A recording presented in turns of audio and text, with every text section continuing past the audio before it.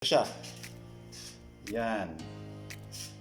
Yung item. Actually, dumating siya kahapon. In-sprayan ko muna ng sanitizer at least 24 hours bago ko buksan. I-expect ko left and right, isa lang ang dumating. Baka isa wala pa. So, naka-ano siya. Naka-ano rin sa loob. Bubble wrap pa. Bubble packaging.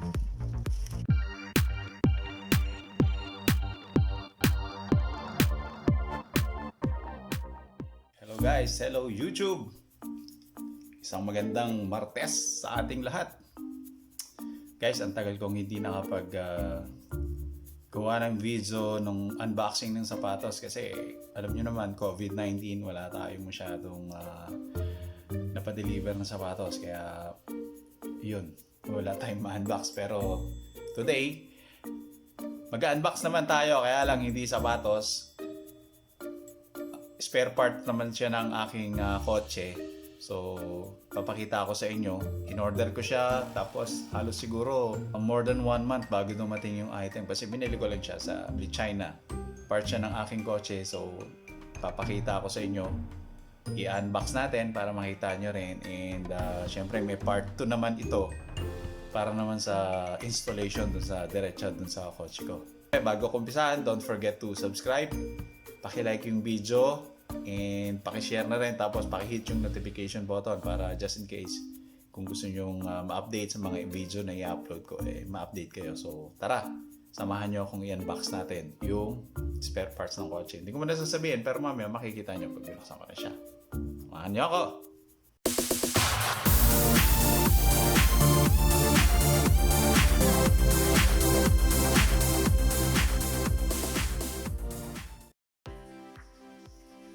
So, ga-unbox tayo. Dito kasi siya nakalagay sa labas para makita nyo.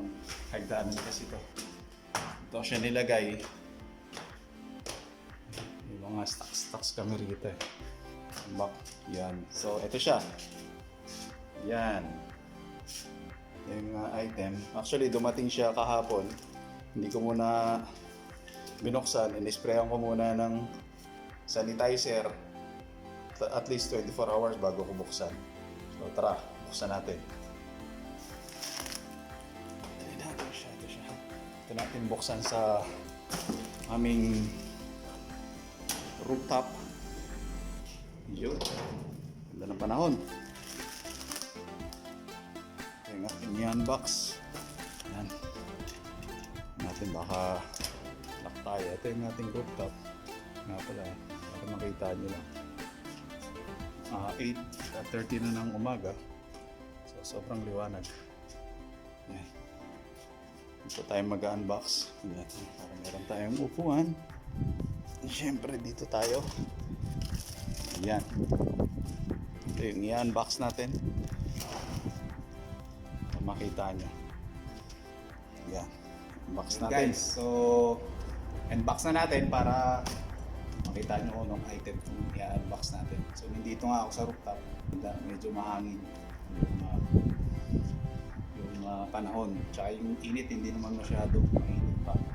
8:30 pa lang naman ang umaga. So, nasa 30 pa lang yung temperature.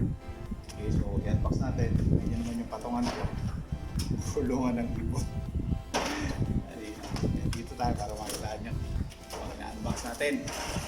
So, yung packaging niya, during outside packaging niya, meron pa mga bubble wrap. Tapos plastic siya. So unbox na natin. Makita. Nagagandaan yung pag-ano dahil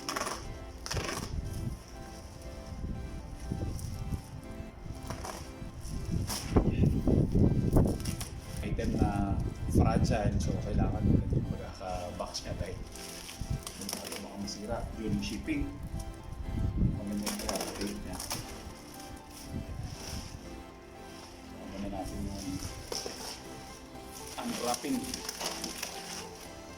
Pala guys, yung mga sapatos, yung mga naghihintay ng unboxing ng sapatos, wala pa. May mga sapatos na tayong bagong dumating. i-unbox natin. As of now, follow nyo lang yung video, yung mga ina-upload ko, mga release na sapatos, nandyan, marami akong in-upload ng video. Mga release ng December, release ng June, May meron, tapos yung i-release na Jordan 5, nandyan din. Panahon. Nakabox pa pala siya. So, safe na safe. Naka-bubble wrap, tapos nakabox pa. Tignan na natin kung bubble wrap. Oops. Yeah. Okay. Guys. So ayan, yung box niya nga, medyo ewan ko kung naka-double box pa to sa loob. Pero ito lang. Ang box niya. Okay.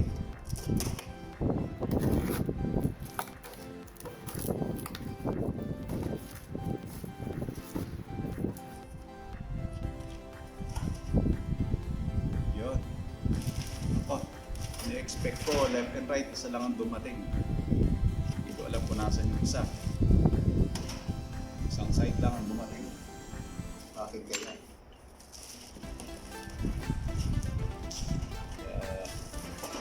Ito. Dapat to left and right pero isa lang yung dumating. Baka isa wala pa. So naka siya. Naka rin sa loob. Bubble wrap pa. Double packaging.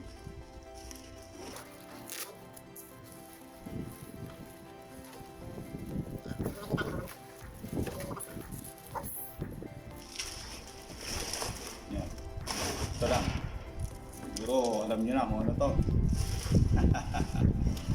Yan. Headlight ng aking kotse. Kasi ang hirap bumili nitong headlight na to. Pati yung second hand, hirap din bumili. So bumili na ako ng brand new para mas maganda. Yung gagamit for, I don't know, 2, 3, 4, 5 years. Wala, depende sa pagkakamit. Baba muna natin itong box. Ito yung pinaka-headlight. Plastic naman talaga to. Made of plastic, tulad ng nasa kotse. Yung part number. Yung part number mo. Tapos, okay naman siya. Plastic. Dapat itong headlight para hindi magasgas. Yan. Yan yung yan yung sa aking kotse. Papakita ko rin paano siya install tsaka comparison dun sa luma. Yung pagkakaiba niya. Pero as of now, unboxing ko na tayo para makita niyo. Bagong-bagong headlight. Kaya lang ano lang to, yung part ko to. Ito yung right side. Yung left, di ko alam kung nasa. Yung guys, yung harap, tapos yung siyempre nalumanaan din. Kaya natatanggalin to yan. Papakita ko rin sa inyo yung original. Pagka binaklas natin yan sa kotse, papakita ko sa inyo paano install. Yan, tapos sa likod, pinaka-headlight na, syempre nandun. Ito yung connection. Pinaka-headlight, tapos dito, ito napupusang to. Yan. Ito siya. Ikot, ito yung fog light niya.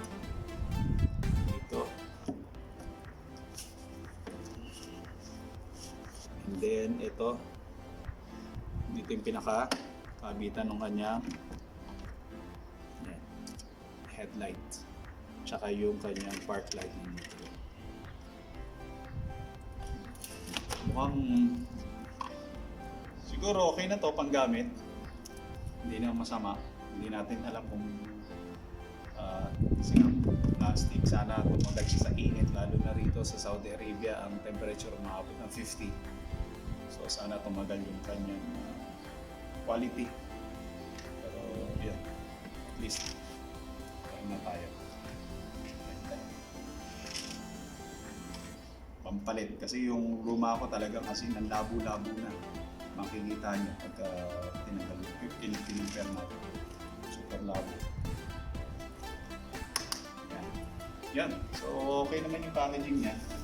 Naka-bubble wrap, tapos nasa loob siya ng box. Sa loob ng box, meron pa rin bubble wrap. Safe naman. Sa China siya pinili. Kasi pag sa ano ko din sa Europe, napaka original pero ang mahal eh, luma na naman yung kotse ko. So kailangan ko lang pampalit kasi masyado nang malabo yung headlight ng kotse ko. So meron na tayong pampalit. Kaya ano i-update ko kayo kung anong klaseng pagka ginamit ko na siya, ano yung quality. Okay. Okay guys, so yun. Lang. So sana nagustuhan nyo yung video. And hintayin ko na lang yung isang pares pa nito, baka parating pa lang. Yung left side, ito kasi yung right side. I hope nagustuhan nyo yung video, and again, don't forget to subscribe, paki-like yung video, i-share na rin at paki-hit yung notification. See you sa next video!